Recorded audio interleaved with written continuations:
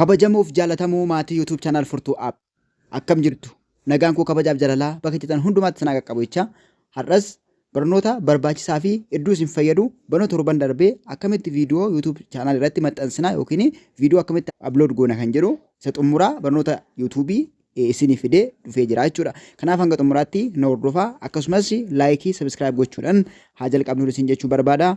Kallattumaan gara barnoota isinii qabadhee dhufeetti darbina. Yeroo darbe akkuma argitan dingii YouTube akkamitti akka sirreessinu erga manneen booda akka YouTube kee yeroo search goonu argamuuf akkamitti akka sirreessinu wajjin ilaalaa turre create YouTube irraa kaasne jechuudha. Har'a immoo viidiyoo upload karaa gochuu dandeenyu karaa sirrii ta'een isinitti agarsiisaa jechuudha. Baay'ee na hordofaa baay'ee isin fayyada waan ta'eef jechuudha. Kanaaf YouTubicha gaafa keessa seennu fuula kanaa qaba bakka mallattoo ida'uu kanarra goone upload yeroo goonu jira jechuudha. Yeroo viidiyoo maxxansinu jira bakka mallattoo ida'uu kanarra gadi xunne jechuudha. Bakka mallattoo ida'uurra gaafa gadi xunnu fuula nu baasa upload video kan jedhu nu baasa sanarra click goone yeroo nuti video maxxansuuf kaanu jira sun garuu baay'ee faayidaa saangas gaarii miti waan baay'ee nu jalaa hir'isa jechuudha wanta guutamuu qaban settingiiwwan guutamuu qaban hin guunnu jechuudha waan baay'eetu hir'ata waan baay'ee sana immoo walii ilaallaa jechuudha kiroomii jala gallee jechuudha kanaaf karaa kanaan upload gochuun baay'ee gaarii waan hin ta'iniif gara kiroomii deemetan karaa kiroomitiin YouTube studio seenne waliin ilaallaa jechuudha. Kanaaf na biraan hafina amma dhumaatti na caqasaa baay'ee isin fayyada. Haalli amma isinitti agarsiisu kuni. Kanaaf bakka search irratti youtubestudio.com jennee search goonee gara YouTube studio kiroomii keessa jiru seennaa jechuudha. Dalga cibsee isinitti agarsiisa. Akkuma argitan YouTube Studioon bakka kana YouTube Studio kanarratti kilik gaafa godhanne kallattumaan gara YouTube Studio bilbila keenya nu seensisa. Gara YouTube Studio bilbila keessa seentan fuula kana isinii fida fuula kana isinii fida jechuudha. Fuula kana isinii fida gara gubbaa isaarraa gara gubbaa isaa bakka create jedhutu jira bakka create bakka jettu kana irratti yookiin bakka mallattoon ida'uu jirtu kana bakka create kanatti kilik goone asiin viidiyoo maxxansinaa jechuudha. Karaa viidiyoo ittiin maxxansinu asiin jechuudha kirooba yookiin YouTube Studio keessatti jechuudha. Upload kan jedhutu jira upload irratti kilik goona. Gaafa upload irratti kilik goonu select file kan jedhu nuuf fidee faayila filadhu nuun jedha. Irratti kilik goone optionii filadhu nuuf kenna bakka faayilli keenya jiru yookiin bakka footoon viidiyoon nuti maxxansuudhaaf edit goone sun jiru filannee dhandhaa jechuudha. Fakkeenyaaf ani galaarii jalaan qaba bakka galaarii barbaade galaarii jalatti jala dhaqee fudhadha jechuudha. Kanaaf isin bakka viidiyoon keessan itti seefii ta'ee jiru dhattanii viidiyoo keessan select godhattanii gara duubaa deebitu jechuudha. Inni iyyuu automaatikaalii gara duubaa isiniif fudhee isiniif deebisa jechuudha. Fakkeenyaaf viidiyoon ani maxxansuu barbaade yookiin immoo ittiin isin barsiisuu barbaade viidiyoo kanaadha jechuudha. Viidiyoo kana maxxanseen asumaan immoo akkaataa itti maxxansinu isinitti agarsiisa jechuudha. Gaafa irratti kilik goonu ofiisaa fudhatee gara YouTube Studio keessatti nuuf deebi'a jechuudha kanatti. Akkanatti nuuf deebi'a dhufee maal jedhaa bakka reektaangilii kana keessatti maqaa akka barreessinu nu gaafata jechuudha. Taatilii akka barreessinu mata duree keenya mata duree viidiyoo keenya jechuudha. Jala isaatti descriptioniitu jira gubbaasaa diiteelii jala jedhee jala isaatti bakka geengoo kana keessatti kan barreessinu bakka kanatti descriptioniidha. Gubbaatti taatiliidha. Iddoon kun immoo tambileenii yookiin gubbaa viidiyoo irraa kan mul'atu barreeffama adda addaa kan qabu waa'ee viidiyoo sanaa kan ibsu suuraa inni biraa pileelistiidha akkasitti waan tokkoon isaa step dhaan laallaa jechuudha.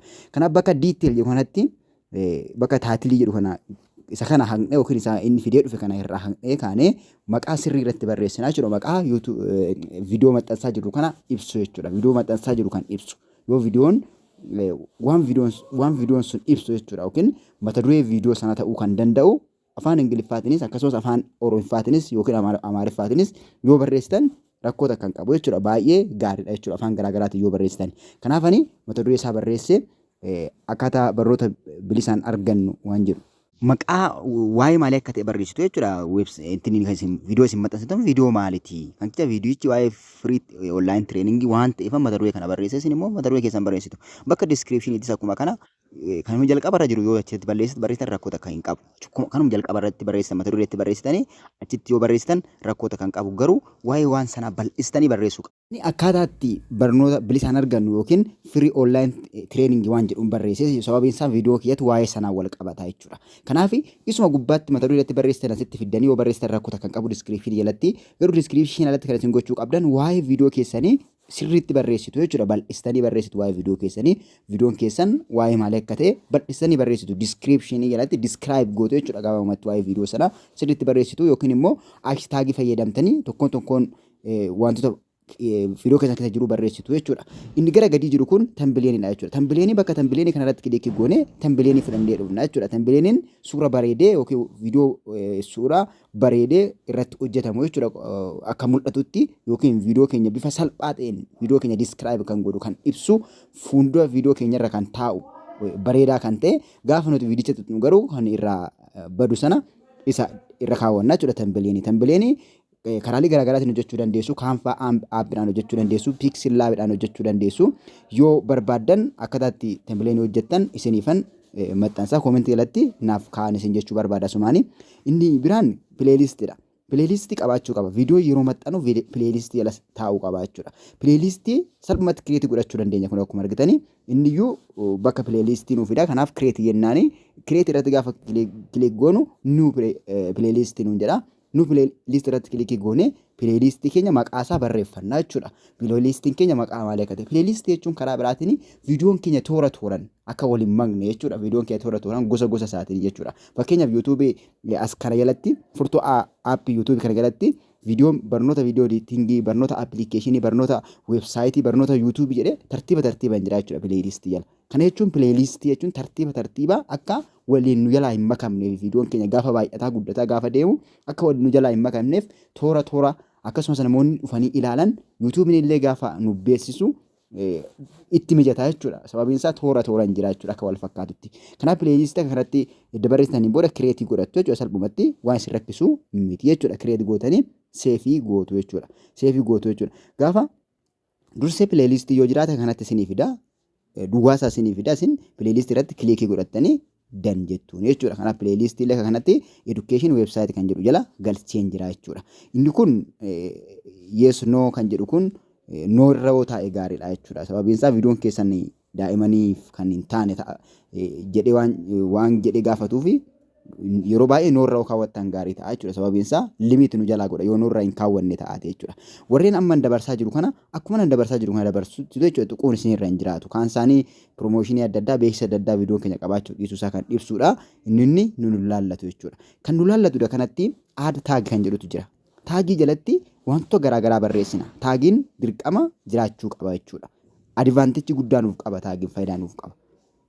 Bakka taagii irratti kilikii goone taagii barreessina jechuudha. Taagii kan barreessinu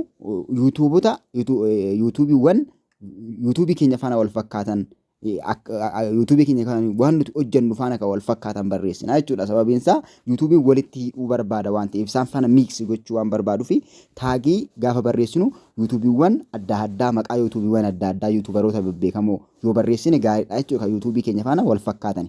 Akkasumas immoo maqaa waan hojjechuu barbaanne sana akka kiiboordii irratti barreessine sana waan hojjechuu barbaanne sana yoo gaggabaabsine yoo barreessine rakkoo takka hin qabu jechuudha. Maaliif akka gaafa namni sarchi godhu akka argamuuf jechuudha. Fakkeenyaaf maqaa yuutuubii tokkoo ta'u fakkeenyaaf Itiyoo Joobs jedhee gaafa sarchi godhu gaafa namni Itiyoo Joobs jedhu as jala taagii isaa ta'ee waan jiruuf gaafa sarchi godhamu gaafa Itiyoo Joobs namni sarchi godhu furtuu Joobsiin kunis nama sanaaf hin dhaqaa jechuudha. Sababiin isaa taagii ta'ee jira jechuudha. Walitti hidhamee jira jechuudha. Kanaaf taagii akka kanatti barreeffattu jechuudha. Maqaawwan yuutuubii keessan faana wal fakkaatu akkasumas immoo mata duree irratti hojjetame mata duree viidiyoo hojjettanii sana viidiyoon sun waa'ee maalii akka inni ta'e waan inni keessa qaqqabu waan xixiqqoo waan muraasa jechuudha. Amma weebsaayit education barnoota weebsaayitii barnoota onlaayinii waan akka kanaan barreessaa jechuudha. Sababiin isaa waa'ee barnoota onlaayinii irraa akkamitti tireeningii akka fudhannu waan maxxansuuf jiruuf jechuudha. Kanaaf waa'ee viidiyoo kanaa sirriitti gaggabaabsee barreessa. Kanaan booda gaafa isin okeettaniin akka kanatti selektitti isinii godha jechuudha. Gaafa isin goo jettaniin kaan xiyyaa qabaa kaan immoo goo qabaa kiiboordiin keessanii gaafa isin goo jettaniin ofuma isaatii selekti godha jechuudha. Akka hanga jechoota 500 barreessuu dandeessu jechuudha. Hanga jechoota 500 barreessuu dandeessu sirriitti barreeffattu jechuudha as keessatti. Inni biraan viidiyoo laanguujiidha.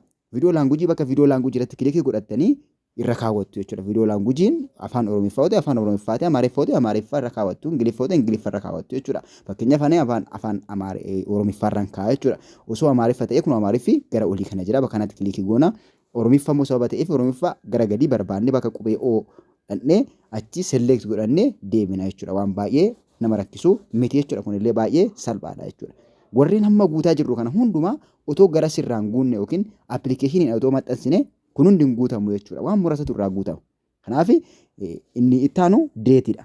Deetiin akkanatti nuuf fida guyyaa sana giriinii godhetti nu agarsiisa biluu godhee kan biluu kana bakkuma biluu sana kilikii gootan guyyaan select isinii ta'ee isinii dhufa jechuudha amma juunii 5 24 jedha isa bira dabartu jechuudha inni bira laayisensiidha laayisensii gosoota garaagaraatu jira garuu isin standard YouTube laayisensii yoo isinii ta'e rakkoo takka hin qabu jechuudha YouTubein waan hordofamuu qabu isiniif ni hordofaa jechuudha isaan kun lamaan akkuma kanatti taa'u inni kun isa tokkoffaa irratti kilikii gootanii bira dabartu jechuudha. Bira dabartu soorra taa'utu irra jiraata jechuudha.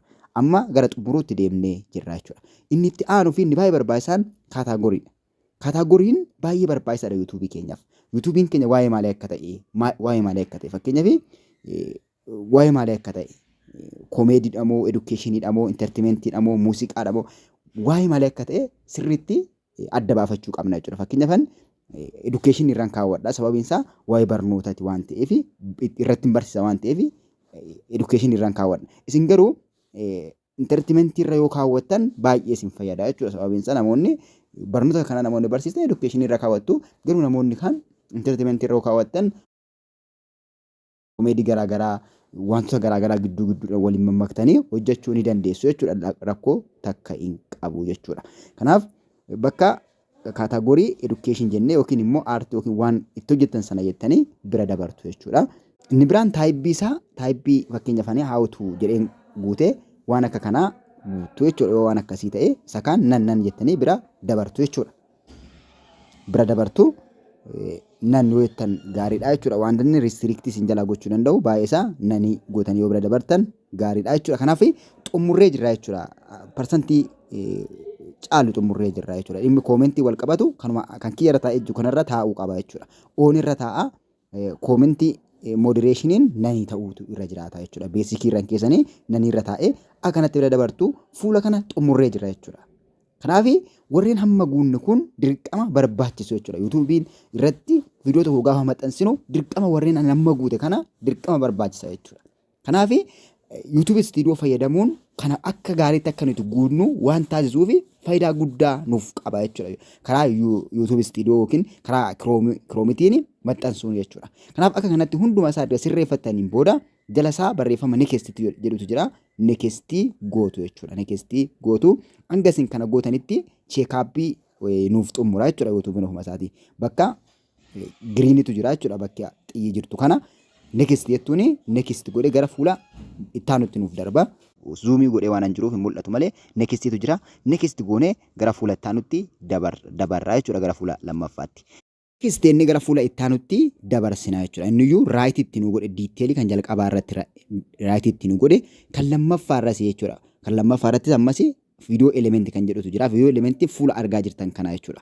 Video elementiin fuula argaa jirtan kanarraa waan guutamutu jira jechuudha. Add substitution, add the end screen kan jedhu warreen kana hin barbaanne yookiin immoo hunda isaanii guutuu dandeenya jechuudha. Sababiin isaa nu fayyadu waan ta'eef kana guutuun faayidaa guddaa nuuf qaba jechuudha. Kanaafuu YouTubein kaa'e waan ta'eef. Kanaaf bakka fakkeenyaaf important from add video kan jedhu kanarratti kilikii godheen add godhee isin agarsiisa. Ishii sadaffaa irra dhummaa jirtu kunis kaardii barreeffama yeroo viidiyoon keenya to'asaa jiru barreeffamaan kan waa'ee viidiyoo yeroo darbee kan irra dhufuudha jechuudha.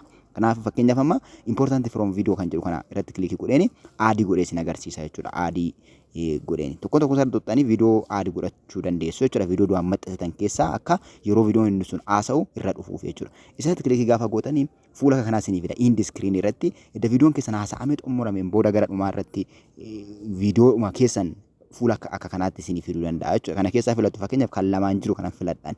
Kan lamaa sanarratti kilikii gaafan godhu viidiyoon maxxansaa jiru sanarra fidee naaf kaa'a. Viidiyoon maxxansaa jiru irra naaf kaa'a.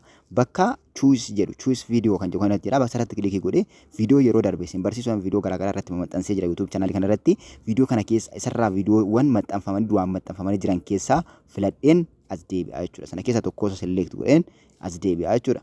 Fakkeenyaaf viidiyoo kana tokkosaa select godhee irra gaafan cuqaasu inni iyyuu fuudhee as naaf deebi'a jechuudha. Tokkosaa select godhadheen gara duubaa deebi'a jechuudha. Kan yeroo viidiyoon inni nama maxxansu kun xumuramee haasaamee dhume kan dhumarra dhufu jechuudha. Akka kanatti screen irra ofuma isaatiin dhufa jechuudha. Yeroo baay'ee nagartu jechuudha YouTube irratti. Akka kanatti fida ammas choice godheen isa lammaffaa irratti kilikii godheen ammas viidiyoo lammaffaa fidadhee dhufa jechuudha. Isa lammaffaa sanarra kilikii godheen bakka duwwaa kanatti kilikii gootanii gaafa giriin isinii godhu dhaxxanii viidiyoo biraa filattanii fiddu jechuudha. Filattanii fiddu fuula kana afur gochuu dandeessu. Choice bakka viidiyoo jedhu irratti kilikii gootanii ammas viidiyoo biraa viidiyoodhuma keessan keessaa viidiyoo yeroo darbe maxxansitan yookiin yeroo dursa maxxansitan keessaa select godhattanii fudhattanii as jalatti fidduu jechuudha. Gaafa viidiyoon inni kun haasa'amee yookiin xumure dhumarra kan dhufu viidiyoodhuma keessan ta'a jechuudha.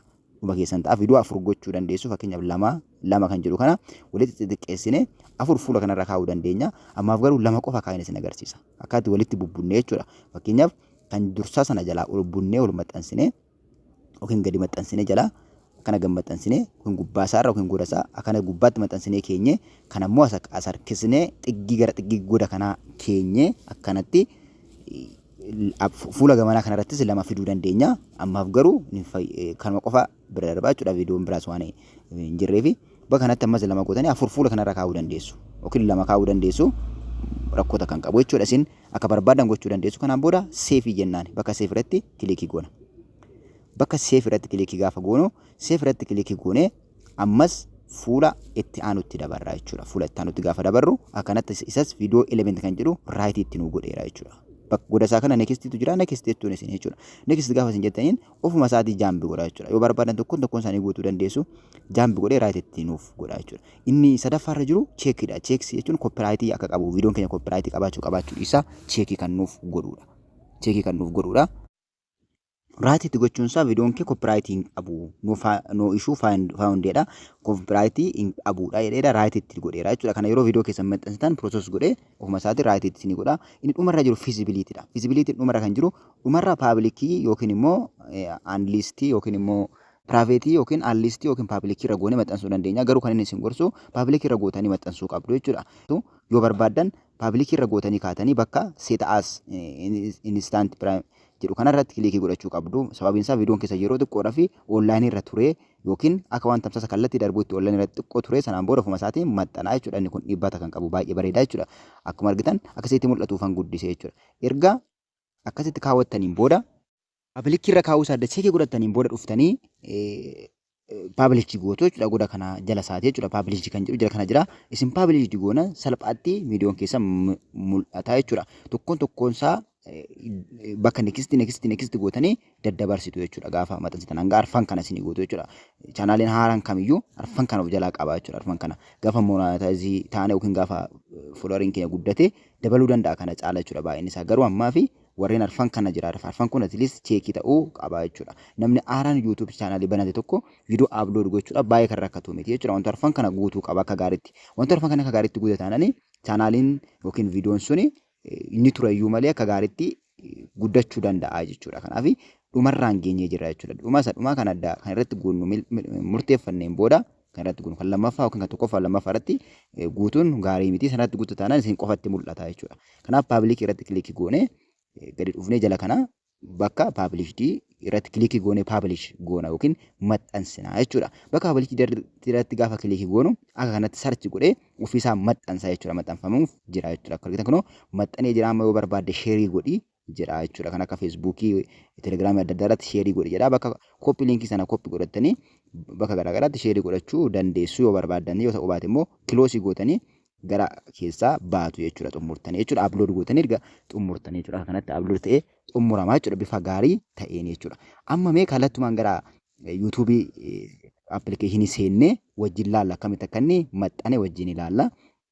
Fakkeenya piroofaayilii irra gadi tuqee fiu chaanaal irratti kilikii godheeni isin agarsiisa maal akka fakkaatu chaanaalii jala seenee akka kanatti maxxanfamee jira jechuudha. Akka kanatti barreeffama adiidhaan bakka kanatti piraayimii ammaaf gadi maxxanfamne garuu barreeffama adiidhaan maxxanfamuuf jira. Kan muraasan booda gadhiifama waan jedhu fidee akka kanatti maxxanfamee jira jechuudha. Hojii fi barnoota kan jedhu kanatti maxxanfamee jira. Laayikii sabskiraayib gochuu akka hin daganne sheer waliif godhaa. YouTube chaanaalii kana immoo waan isin fayyaduu fi itti gargaaramaan isiniin jedha. Nagaan naa tura. Hanga dhumaatti waan hordoftootanii guddaa kabajamaa kanadha isinii qabadhe kana fakkaata. Yeroo biraa immoo barnoota baay'ee gaarii ta'e kan biroo waan isin fayyadee yaadeen qabadhe isinii dhufa. Nagaan naa tura. Yeroo gaarii.